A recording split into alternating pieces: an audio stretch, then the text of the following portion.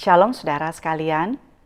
Saudara, pernahkah saudara bertanya, kelak kalau kita di sorga atau lebih tepatnya di langit dan bumi yang baru kelak, apa yang kita lakukan? Apakah memuji Tuhan? Atau bersenang-senang? Atau tidak melakukan apa-apa? Apakah kita akan bekerja seperti saat ini ketika kita masih ada dalam dunia? Saudara, pertanyaan-pertanyaan ini bagi kita mungkin adalah pertanyaan-pertanyaan sepele. Tetapi tentu saja pertanyaan ini bukan suatu pertanyaan yang salah.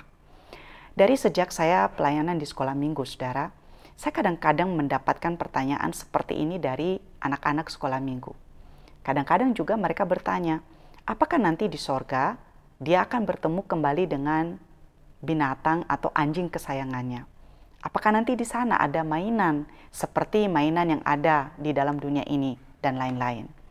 Nah, saudara, kalau kita membaca Wahyu 20-21, penulis Wahyu menggambarkan kepada kita bahwa kehidupan di bumi yang baru kelak akan ditandai dengan pengenalan yang sempurna akan Allah, sukacita yang sempurna, dan orang-orang percaya akan melihat kemuliaan Allah.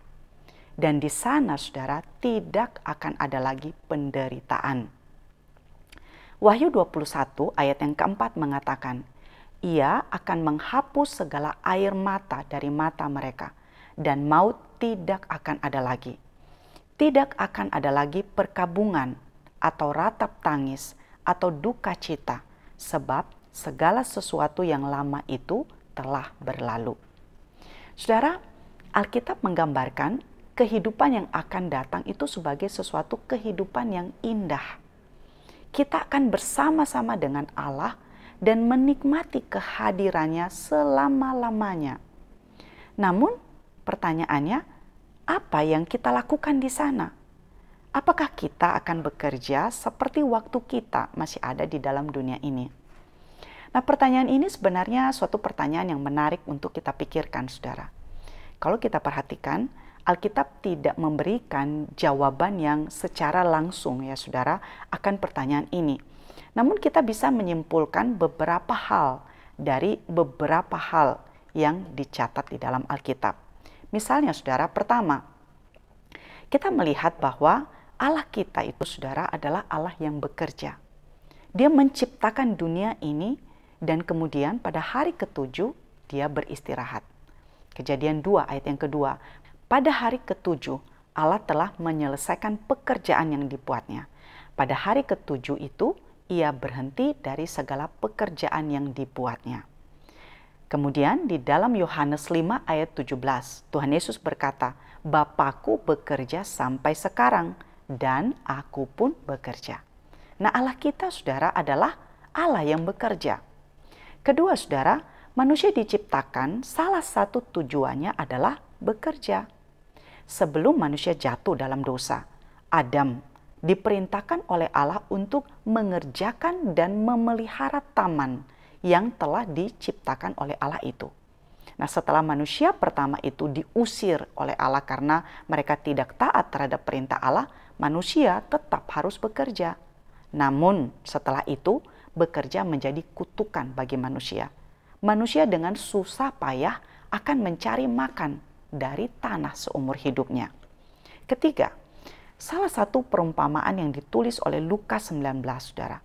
Tuhan Yesus menceritakan suatu perumpamaan tentang seorang raja yang memberikan uang kepada hamba-hambanya.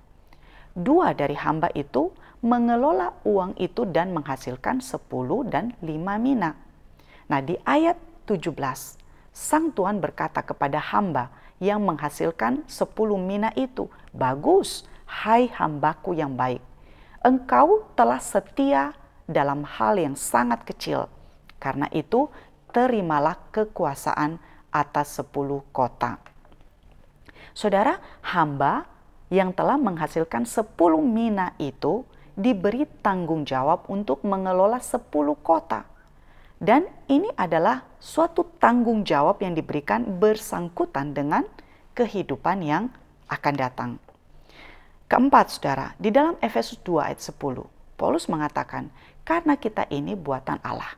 diciptakan dalam Kristus Yesus untuk melakukan pekerjaan baik yang dipersiapkan Allah sebelumnya. Ia mau supaya kita hidup di dalamnya. Nah, dalam ayat ini Paulus menegaskan bahwa salah satu tujuan manusia yang sudah di dalam Kristus adalah bekerja, melakukan pekerjaan yang baik. Nah, saudara, ayat-ayat yang kita baca ini memberikan gambaran kepada kita bahwa bekerja adalah sesuatu yang tidak bisa dipisahkan dari kehidupan manusia. Dan kita bisa mengambil kesimpulan bahwa hal ini terus berlanjut kelak di dalam kehidupan yang akan datang. Bedanya, kelak ketika manusia sudah bersama-sama dengan Allah, tidak ada lagi dosa, maka bekerja adalah sesuatu yang tidak lagi membawa kepada penderitaan. Bekerja adalah sesuatu yang membawa kesenangan dan kenikmatan sepenuhnya. Saudara, selama kita ada dalam dunia ini, tidak ada pekerjaan yang membawa kepada kesenangan sepenuhnya. Nah, mungkin ya, ada sebagian dari kita yang menemukan kesenangan dan kepuasan di dalam pekerjaan yang kita lakukan dalam dunia ini. Namun, saudara, hal itu tidak bisa membawa kepada kepuasan yang sepenuhnya itu. Mengapa? Karena pekerjaan yang dilakukan saat ini, selama berada di dalam dunia ini, akan selalu memiliki bagian yang membawa kepada kekecewaan, frustrasi, atau penderitaan. Nah, sekali lagi saudara, ini adalah gambaran-gambaran yang diberikan kepada kita. Namun sesungguhnya kita yang masih hidup di dalam dunia ini tetap memiliki keterbatasan sepenuhnya di dalam memahami, termasuk hal-hal yang menyangkut kehidupan yang akan datang itu. Paulus, saudara, di dalam 1 Korintus 2 ayat 9 mengatakan, apa yang tidak pernah dilihat oleh mata dan tidak pernah didengar oleh telinga dan yang tidak pernah timbul di dalam hati manusia, semua yang disediakan Allah untuk mereka yang mengasihi Dia. Artinya, saudara, adalah apa yang kelak disediakan Allah itu adalah sesuatu yang di luar dari apa yang bisa kita pikirkan dalam dunia ini, beyond our imagination. Kalau kita membaca, saudara, gambaran-gambaran tentang kehidupan yang akan datang itu, dimulai dari Wahyu 20 sampai 22. Misalnya, saudara, di dalam Wahyu 21 tentang Yerusalem yang akan datang. Di ayat 18, penulis Wahyu mengatakan, tembok itu terbuat dari permata yaspis. Kota itu sendiri dari emas murni, bagaikan kaca yang jernih. Nah, bagaimana atau seperti apakah itu? Nah, Jonathan Edwards, saudara, mengatakan bahwa apa yang ditulis di dalam Wahyu ini menggambarkan kepada kita bahwa tidak ada hal atau tidak ada gambaran di dalam dunia ini yang bisa mewakili gambaran kemuliaan Allah kelak. Pikiran kita saat ini begitu terbatas, tetapi yang jelas, saudara, itu adalah sesuatu yang indah, menyenangkan, memberi sukacita sepenuhnya, karena kita sudah bersama-sama dengan Allah dan tidak ada lagi penderitaan di sana. Jadi, apakah di sana kita akan tetap bekerja? Ya, kalau kita melihat gambaran-gambaran yang diberikan Alkitab kepada kita saat ini. Pekerjaan apakah itu? Apakah ada hubungan dengan hal-hal yang kita lakukan di dalam dunia ini saat ini? Atau apakah Allah akan mentransformasinya menjadi sesuatu yang lebih sempurna? Nah, Alkitab tidak menuliskannya ya, saudara. Yang jelas, ketika kita merenungkan akan hal ini, kiranya itu memberikan pengharapan, sekaligus penghiburan kepada kita. Ketika kita di dalam dunia ini, kita mengalami banyak kesulitan di dalam pekerjaan dan kehidupan kita. Kiranya, saudara, kita mengingat bahwa kelak bersama Allah tidak ada lagi penderitaan. Persekutuan kita dengan Allah adalah persekutuan dan pengenalan yang sempurna.